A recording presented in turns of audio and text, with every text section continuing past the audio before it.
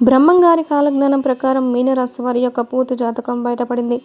ఎన్నో జన్మల పుణ్యం ఉంటేనే ఈ వీడియో మీకు కంటపడుతుంది. అంతకన్నా అదృష్టం ఉంటేనే, అంతకన్నా పుణ్యం చేసుకుంటేనే ఈ వీడియోని మీరు పూర్తిగా వినగలుగుతారు. ఎందుకంటే బ్రహ్మంగారి మాట అంటే మనకు అది వేద వాక్కుతో సమానం. బ్రహ్మంగారు ఎన్నో వేల సంవత్సరాల క్రిందట ఎవరికి ఎలా జరుగుతుంది ఏంటి అనేది మొత్తం కూడా చెప్పారనమాట. కానీ ఆయన గారు చెప్పింది చెప్పినట్లుగా ఈరోజు కూడా అంతే జరుగుతుంది. అంత గొప్ప వ్యక్తి, అంత గొప్ప బ్రహ్మంగారు ఒక్క మాటలో చెప్పాలంటే దైవంతో సమానం అనమాట.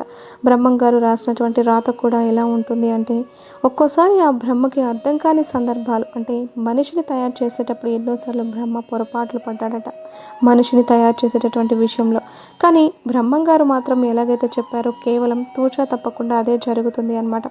అంత గొప్ప బ్రహ్మంగారు మీనరాశి వారి గురించి అసలు ఏం చెప్పారు ఏంటి అనేది ఈ వీడియోని మీరు చివరి వరకు వినండి. ఎందుకంటే నిజంగా ఆయన చెప్పింది వింటే మీరు ఆశ్చర్యపోతారనమాట. ఎక్కడా కూడా బ్రహ్మంగారి మాటలో పొరపాటు అనేది ఉండదు. కాబట్టి అసలు మీకేం జరిగింది, మీనరాశి వారికి జరిగేది ఏంటి, జరగబోయేది ఏంటి, జరుగుతున్నది ఏంటి, మీరు తీసుకోవాల్సినటువంటి జాగ్రత్తలు, నిర్ణయాలు ఏంటి, అలాగే ఎవరిని దూరంగా పెట్టాలి, ఎవరిని నమ్మాలి, ఎవరిని నమ్మకూడదు, ఇలా ప్రతిదీ కూడా ఈ వీడియోలో మీకు అంతా కూడా క్లుప్తంగా అర్థమవుతుంది. కాబట్టి వీడియో మొత్తం చూడండి. అలాగే వీడియోకి ఒక చిన్న లైక్ ఇచ్చి సపోర్ట్ చేయండి. మీరు లైక్ చేయడం వల్ల వీడియో మరికొంతమంది మీనరాశి వ్యక్తులకు చేరే అవకాశం కూడా ఉంటుందన్నమాట. ఈ మీనరాశి వారిది రాశి చక్రంలో 12వ రాశి, అంటే చివరి రాశి అన్నమాట.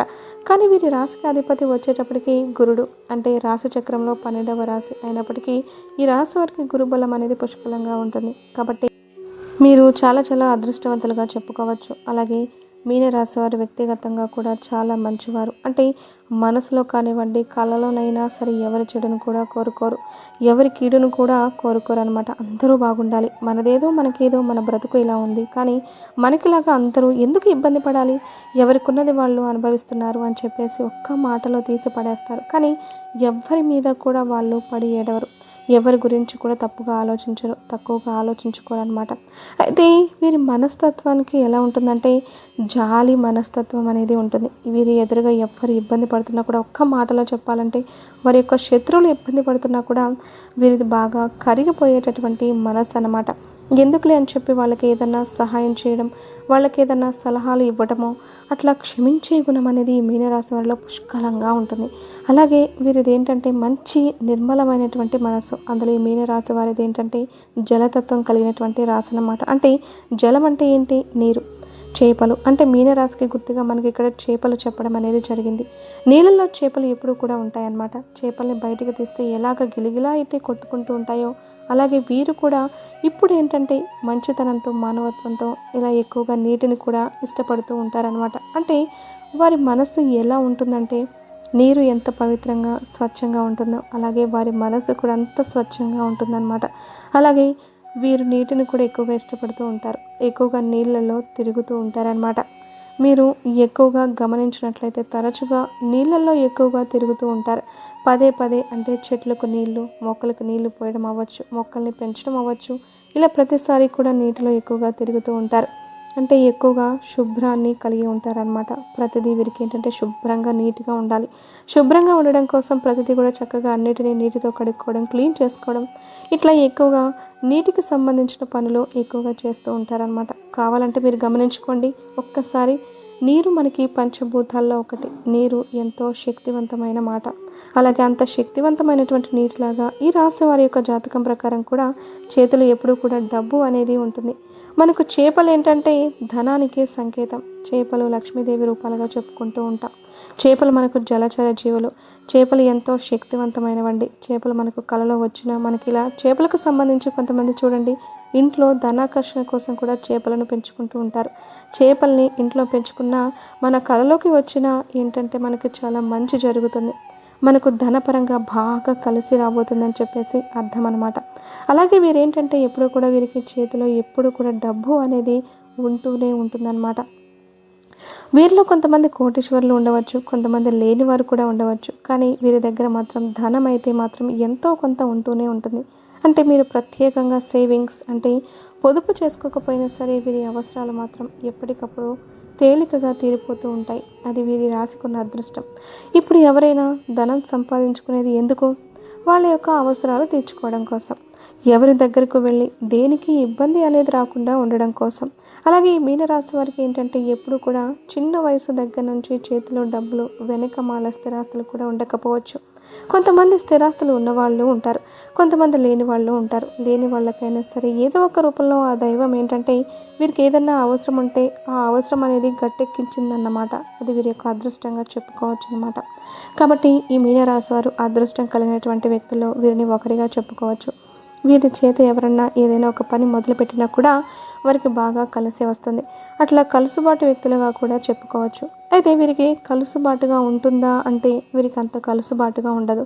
వీరి చేయి నలుగురికి కలిసి వస్తుంది, కానీ వీరి చేతితో వీరికి ఏంటంటే అంత కలుసుబాటు అనేది ఉండదన్నమాట. అలాగే వీరికి కష్టాలు కూడా చాలా ఎక్కువగా ఉంటాయి. అంటే చిన్నప్పుడు బాల్య జీవితం ఏదన్నా కాస్తో కూస్తో సంతోషాన్ని ఇచ్చినా తెలిసి తెలియని వయసులో పెద్ద అయినాక వైవాహిక జీవితంలో మాత్రం చాలా రకాలైనటువంటి కష్టాలు ఉంటాయన్నమాట. కష్టాలతో, ఆర్థిక సమస్యలతో, అప్పుల సమస్యలతో, ఇంకా చెప్పాలి అంటే ఉన్నవి కూడా అమ్ముకుంటారు, ఉన్నవి కూడా పోగొట్టుకుంటారని చెప్పుకోవచ్చు అనమాట. భాగస్వామితో ఎన్నో రకాలైనటువంటి నరక యాతన అనుభవిస్తూ ఉంటారనమాట ఈ మీనరాశి వ్యక్తులు. వైవాహిక జీవితంలో ఈ మీనరాశి వ్యక్తులు కొంతమందికి ఏదైనా కాస్తో కూస్తో సంతోషం ఉంటుందేమో, కానీ ఎక్కువ మందిని గమనించినట్లయితే వైవాహిక జీవితం అనేది వీరికి అంత బాగుంటుంది అని చెప్పలేం. కష్టాలు అనేవి ఎక్కువగా ఉంటాయి. భాగస్వాముల కంటే భార్యాభర్తలకు ఎప్పుడు తరచుగా గొడవలు జరుగుతుండడం, ఎప్పుడు కూడా మనశ్శాంతి అనేది లేకుండా ఉండడం, ఇంట్లో భాగస్వామి అంటే భర్త చెప్పిన మాట వినకుండా ఉండడం, ఇలా ఎప్పుడు కూడా వైవాహిక జీవితంలో కలహాలు, గొడవలు అనేవి ఎక్కువగా ఉంటాయి. తెగిపోయేదాకా వెళ్ళిపోతుంది వీరి బంధం. కొంతమంది అయితే విడిపోయిన వాళ్ళు కూడా ఉంటారనమాట. అలాగా చాలా వరకు కూడా ఎన్నో రకాలైనటువంటి కష్టాలతో, కన్నీళ్లతో ఎవ్వరు చుట్టూ చెప్పుకోవడానికి మన అనే వాళ్ళు నలుగురు ఉన్నప్పటికీ కూడా ఎవ్వరి వల్ల కూడా ఎటువంటి సహకారాలు అందక వీళ్ళు కొన్ని తెలిసి తెలియక నిర్ణయాలు తీసుకోవడం, పిల్లలకు జీవితంలో ఏదో మంచి జీవితాన్ని ఇద్దామనుకునే వారిని కూడా తెలిసి తెలియక జీవితంలో ఏంటంటే సుఖం అనేది ఉండదన్నమాట. అంటే వీరి ఆలోచన విధానం ఎలా ఉంటుందంటే అసలు దేవుడు ఉన్నాడా, దేవుడు నిజంగానే ఉంటే ఇంతగా ఎందుకు బాధ పెడతాడు, పెద్దవాళ్ళు చేసిన పాపాలు ఏమైనా తగిలాయా, లేకపోతే గత జన్మలో పాపాలు ఏమైనా తగిలాయా, ఏంటి పాపాలు. సంతోషంగా ఉన్న వాళ్ళేమో సంతోషంగా ఉంటున్నారు, మరి రోజు రోజుకి సంతోషాలు ఎక్కువ అవుతున్నాయి, కానీ మనకు మాత్రం బాధలు అనేవి రోజు రోజుకి ఎక్కువ అవుతున్నాయి. అసలు ఈ సమస్యకి పరిష్కారం అనేది లేదా అని చెప్పేసి అట్లా కన్నీళ్లతో సాగుతూ ఉంటుందన్నమాట. అట్లా వీరి జీవితం చాలా వరకు కూడా కష్టాలు, కన్నీళ్లతోనే ముడిపడి ఉంటుంది. అయితే వీరికి ధైర్యం అనేది కొంచెం ఎక్కువగా ఉంటుందన్నమాట. ఆ ధైర్యం వల్ల ఏంటంటే చాలా వరకు కూడా వాటన్నిటి నుంచి బయటపడగలుగుతారని చెప్పుకోవచ్చు అనమాట. అలాగే మీనరాశి వారు ఏంటంటే వీరి జాతకం ప్రకారం ఎదుటి వారికి సలహాలు బాగా ఇస్తారు. అంటే వీరితో ఎవరైనా సరే స్నేహపూర్వకంగా కలిసిపోగలుగుతారు. చిన్నపిల్లల దగ్గర నుంచి పెద్దవారి దాకా కూడా ఎదుటి వారికి నచ్చేలాగా, ఎదుటి వారిని ఆకట్టుకునేలా వీరి మాట తీరు ఉంటుందన్నమాట. ఎక్కువగా ఎదుటి వారికి సలహాలు ఇస్తూ ఉంటారనమాట. అలాగా చాలా వరకు కూడా వీరు సలహాలు ఫాలో అయిన వాళ్ళు చాలా వరకు కూడా బాగుపడే అవకాశాలు అనేవి ఉంటాయి.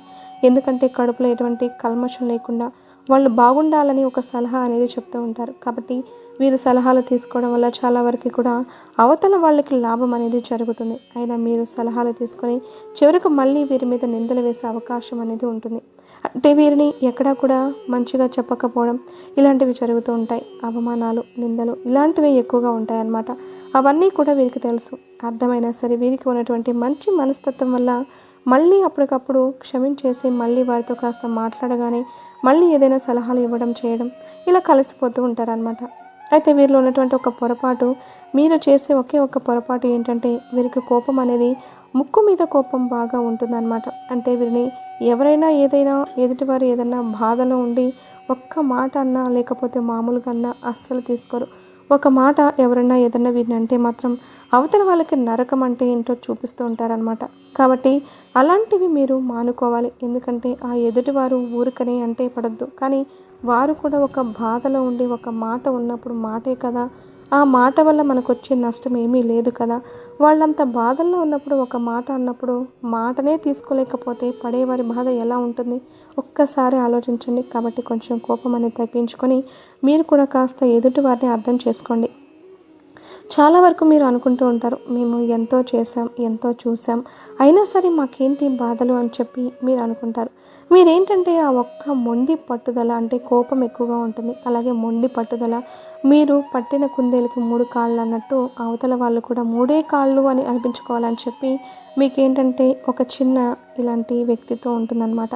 అలా ఏంటంటే ఎదుటివారు కాదు 3 కాదు 4 అన్నప్పుడు మీరు అది తీసుకోలేరనమాట. అలా ఈ మీనరాశి వారికి ఏంటంటే కొంచెం ఆ మనస్తత్వం మొండితనం చిన్నప్పటి నుంచి పెరిగిన పెంపకం వల్ల కానివ్వండి, లేకపోతే వీరి రాశిలో ఉన్నటువంటి వ్యక్తులు కొంచెం గడుసుతనంగా కూడా ఉంటారనమాట. ఆ గడుసుతనం వల్ల కానివ్వండి వీళ్ళేంటంటే వీరన్నదే ఎదుటివారు కూడా సరే అనాలి. కాదు అంటే మాత్రం అవతల వాళ్ళ మీద వెంటనే కక్ష పెంచుకుంటారు. వారి మీద ఏంటంటే వీరితో మంచిగా ఉండి వీరన్న మాటకి సరే అంటే అవతల వాళ్ళకి ఎంతైనా సపోర్ట్ చేస్తారు. వాళ్ళ గురించి ఎంత మంచిగానో చెప్తారు. కానీ 1000 మాటలకు ఒక్కసారి వ్యతిరేకంగా చెప్పినట్లయితే కొంతమంది అందరినీ మీనరాశిలో ఉన్నటువంటి ప్రతి ఒక్కరిని ఇక్కడ మనం చెప్పుకోవట్లేదండి. కొంతమంది అలా ఉంటూ ఉంటారనమాట.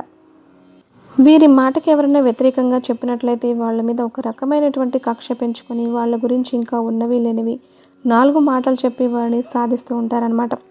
ఆ ఒక్క మనస్తత్వం వల్ల ఏంటంటే జనంలో మీకు ఏంటంటే ఎవరో బయట వాళ్ళ సంగతి తర్వాత మీ ఇంట్లో వాళ్ళకి మీరంటే పడకుండా అయిపోతుందన్నమాట. అంటే మీరు గమనించినట్లయితే మీనరాశి వ్యక్తులు మీ ఇంట్లో మీ బిడ్డలు అవ్వచ్చు లేదా మీకు ఉన్నటువంటి సంతానం మీ రక్త సంబంధీకుల్లో మీరు ఎవరినైనా గమనించినట్లయితే మీకు చాలా వరకు కూడా వ్యతిరేకంగా మాట్లాడుతూ ఉంటారు. మీరు ఏదన్నా ఒకటికి మీ ముందు లేదన్నా మీకు అనుకూలంగా మాట్లాడిన తర్వాత మీ రక్త సంబంధీకులు బయట వాళ్ళ సంగతి తర్వాత రక్త సంబంధీకులు వ్యతిరేకంగా మాట్లాడుతూ ఉంటారు. మీరు బాగా గమనించుకోండి. ఒక్క మాటలో చెప్పాలంటే మీ పిల్లలకు కూడా మీ మీద ఏంటంటే ఒక రకమైనటువంటి అంటే ఇంత చాదస్తమా ఏంటి ఇలా మాట్లాడుతున్నారు ఏంటి అని చెప్పి మీ పిల్లలు కూడా మీకు సపోర్ట్గా ఉండరు కొన్ని సందర్భాల్లో. కాబట్టి ఇక్కడ మీరు చేయాల్సింది ఏంటంటే ఎంతసేపటికి ఎదుటి వాళ్ళు మనం చెప్పింది వినడమే కాదు, ఎదుటి వాళ్ళు చెప్పింది కూడా మనం వింటూ ఉంటుంటే మనం చెప్పింది కూడా ఎదుటి వాళ్ళు వింటూ ఉంటారనమాట. కాబట్టి మీరు అన్ని విషయాల్లో పర్ఫెక్టేనండి. ప్రేమ విషయంలో, ఆప్యాయతల విషయంలో అన్నిట్లో కూడా మీకు అసలు ఎక్కడా కూడా ఢోకా అనేది లేదు. మీది అంత మంచి మనసు. కానీ చిన్న మొండితనం కోపం అంటే కొంచెం నేనే మాట్లాడాలి నేనే గెలవాలి ఇలాంటి చిన్న పొరపాట్ల వల్ల ఏంటంటే మీరు చులకనైపోతూ ఉంటారు.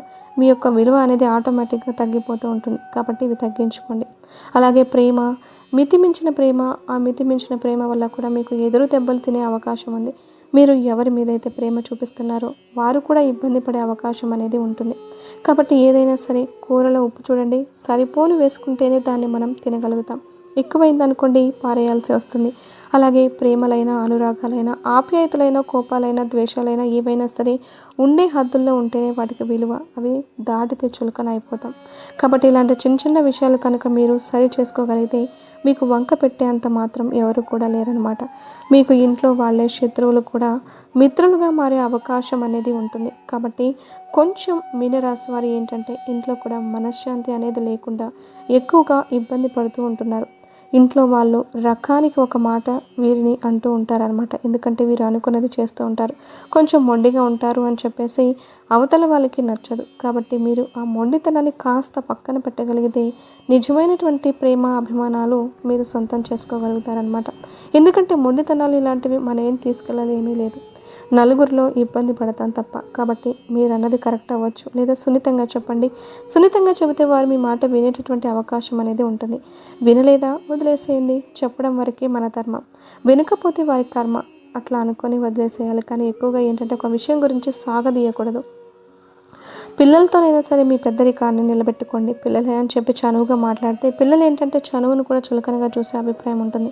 కాబట్టి పిల్లల దగ్గర ఉండాల్సింది చదువుతో పాటుగా ఒక పెద్దరికం, ఒక మంచితనం. అవతల వాళ్ళు లేదని అరుస్తున్నా కూడా సర్దుకుపోయేటటువంటి గుణం ఇలాంటివి ఉండాలన్నమాట. అలా కాకుండా మేము పడము మేం చేయము అని అంటుంటే మీ మీద చిన్నపిల్లలాగా బిహేవ్ చేస్తుంటే వాళ్ళు ఏంటంటే మిమ్మల్ని ఒక చిన్న చూపుతో చూసేటటువంటి అవకాశాలు అనేవి చాలా ఎక్కువగా ఉంటాయి. కాబట్టి మీకు ఉన్నటువంటి మంచి మనస్తత్వానికి, మీరు చూసే విధానానికి మీ మనస్తత్వం కొంచెం పెద్దరికంగా గనక మార్చుకున్నట్లయితే మీకు వంక పెట్టడం అనేది ఎక్కడా ఉండదు. ఎందుకంటే వ్యక్తిగతంగా మీరు చాలా మంచివారు. మీరు కష్టాలు చాలా చాలా అనుభవించారండి. ఒక్క మాటలో చెప్పాలంటే పుట్టుక దగ్గర నుంచి చివరి రోజుల వరకు కూడా వీరికి కష్టాలు అనేవి ఎక్కువగానే ఉంటాయి. అయినా సరే వీరికి ఉన్నటువంటి మంచి మనస్తత్వం వల్ల, దైవ అనుగ్రహం వల్ల వీరికి ఇప్పటికీ కూడా అలా జరిగిపోతుందని చెప్పుకోవచ్చు అనమాట. అదంతా కూడా దైవం యొక్క ఆశీర్వాదం. వీరికి ఏంటంటే కొన్ని చిన్న చిన్న అనారోగ్య సమస్యలు ఉన్నాయి. మోకాళ్ళ నొప్పులు, మోకాళ్ళు అరిగిపోవడం, కొంచెం జాయింట్ కండరాల నొప్పులు, ఇలాంటివి కొన్ని చిన్న చిన్న అనారోగ్య సమస్యలతో బాధపడుతూ ఉంటున్నారనమాట. కాబట్టి కాస్త మీరు ఆరోగ్యం విషయంలో దృష్టి ఉంచుకోవాలి. గ్యాస్ట్రిక్ ప్రాబ్లమ్స్ కూడా ఉన్నాయి. కాబట్టి సమయానికి తిండి, సమయానికి నిద్ర, మనశ్శాంతిగా ఉండడం, మాటలు పొదుపుగా మాట్లాడడం, ఇంట్లో వాళ్ళతోనైనా సరే అతిగా వాదించకుండా ఉండడం, కోపాన్ని అదుపులో పెట్టుకోవడం, ఇలా కాస్త ధ్యానం చేసుకోవడం, ఇలాంటివి చేయడం వల్ల ఏంటంటే మీకు చాలా వరకు కూడా ఆరోగ్యం కూడా అదుపులో ఉంటుందన్నమాట. కాస్త ఎక్కువగా నీటిని త్రాగండి, మంచి ఆహారం తీసుకోండి, కాస్త విశ్రాంతి తీసుకోండి, దైవారాధనకు దగ్గరగా ఉండండి, దైవానికి పూజలు చేస్తూ ఉండండి.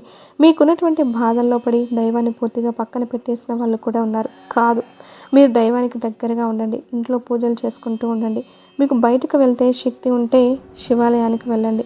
ఇంట్లో దేవాలయాలకు కూడా తిరగడం వల్ల మీకు పుణ్యంతో పాటుగా మనశ్శాంతి అనేది కూడా కలుగుతుంది. అలాగే ఇంట్లో కూడా నిత్యం దీపారాధన చేసుకోవడానికి ప్రయత్నించండి, లేదా కొన్ని ప్రత్యేకమైనటువంటి రోజుల్లోనైనా దీపారాధన చేసుకుంటూ ఉండండి. ఇలాంటివి చేయడం వల్ల మీ జాతకంలో సమస్యలు అనేవి చాలా వరకు తగ్గుతాయి. అలాగే మీకు నరదిష్టి కూడా చాలా ఎక్కువగా ఉంటుందండి. కాబట్టి స్నానం చేసేటటువంటి నీటిలో ఉప్పు, వేడి నీళ్ళలో కాస్త ఉప్పు, ఆవాలు వేసుకొని చేయడం వల్ల నరదిష్టి అనేది తగ్గుతుంది. అలాగే మీరేంటంటే నిమ్మకాయలు కూడా మీ ఇంటి గుమ్మానికి, ముఖద్వారానికి కట్టుకోండి. అలాగే చేయడం వల్ల మంచి జరుగుతుంది. సోమవారం శివుడికి పాలాభిషేకం చేస్తే చాలా మంచి జరుగుతుంది. అలాగే గోమాతకు కాస్త శనగలు నానబెట్టినవి కానీ, ఉడకబెట్టినవి కానీ పెట్టడం వల్ల కూడా చాలా మంచి జరుగుతుంది. మీ స్తోమతకు తగ్గట్లుగా అన్నదానం, వస్త్రదానం చేయడం వల్ల మీ జాతకంలో దోషాలు అనేవి పోతాయి అన్నమాట.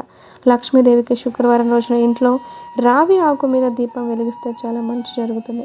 ఇలాంటివి చేయడం వల్ల ఏంటంటే నరదిష్టి అనేది చాలా వరకు తగ్గుతుంది. జాతకంలో దోషాలు అనేవి తొలగిపోయే అవకాశం అనేది ఉంటుంది. అలాగే మీ ఇంట్లో ఏదైనా పగిలిపోయిన వస్తువులు, విరిగిపోయిన వస్తువులు అంటే మిర్రర్ కానివ్వండి, గాజులు కానివ్వండి, ప్లాస్టిక్ వస్తువులు కానివ్వండి, పాడైపోయిన చీపుర్లు కానివ్వండి, ఇలాంటివి ఏదన్నా ఉంటే అర్జెంటుగా తీసి బయట పడేసేయండి. వాటి వల్ల ఏంటంటే పగిలిపోయిన దేవుడి పటాలు కూడా, ఇలాంటివన్నీ కూడా తీసేసేయండి. వాటి వల్ల ఏంటంటే నెగిటివిటీ అనేది చాలా ఎక్కువగా ఉంటుంది మీకు. కాబట్టి అలాంటివన్నీ తీసేయడం వల్ల కూడా చాలా వరకు కూడా చెడు శక్తులు అనేవి వెళ్ళిపోతాయి, మీకు అంత అనుకూలంగా మారుతుంది. కాబట్టి దైవనామస్మరణ చేసుకోండి, విష్ణు సహస్రనామ పారాయణం చేసుకోండి. ఇలాంటివి చేయడం వల్ల మీకు అంతా మంచి జరుగుతుంది. గతంతో పోల్చుకుంటే మీకు ఆర్థిక సమస్యలు చాలా వరకు తగ్గుతాయండి. ఆరోగ్యం కూడా కుదుట పడుతుంది. మీరేంటంటే కాస్త కోపాన్ని అదుపులో పెట్టుకుంటే సరిపోతుంది. కాబట్టి చక్కగా ఇలాంటి నియమాలు పాటించండి. అర్థమైంది కదండి. బ్రహ్మంగారు మీనరాశి వారి గురించి చెప్పినటువంటి గొప్ప మాటలు అయితే ఇవే అనమాట. మీనరాశి వారికి వీడియో నచ్చినట్లయితే ఒక చిన్న లైక్ ఇచ్చి సపోర్ట్ చేయండి. కాబట్టి వీడియోకి చిన్న లైక్ ఇచ్చి మీకు తెలిసినటువంటి మీనరాశి మిత్రులు ఎవరైనా ఉంటే వారికి కూడా షేర్ చేస్తే హెల్ప్ అవుతుందన్నమాట. కాబట్టి ఇంత విలువైనటువంటి సమాచారం తెలియజేసినందుకు లైక్ ఇచ్చి సపోర్ట్ చేస్తారని చెప్పి మనస్ఫూర్తిగా కోరుకుంటూ, కమెంట్ బాక్స్లో ఓం నమః శివాయ అనేటువంటి కమెంట్ చేయడం వల్ల ఆ బ్రహ్మంగారి యొక్క నిండు ఆశీస్సులతో మీరు చాలా సంతోషంగా ఉంటారని చెప్పి మనస్ఫూర్తిగా కోరుకుంటూ, సర్వే జన సుఖినో భవంతు.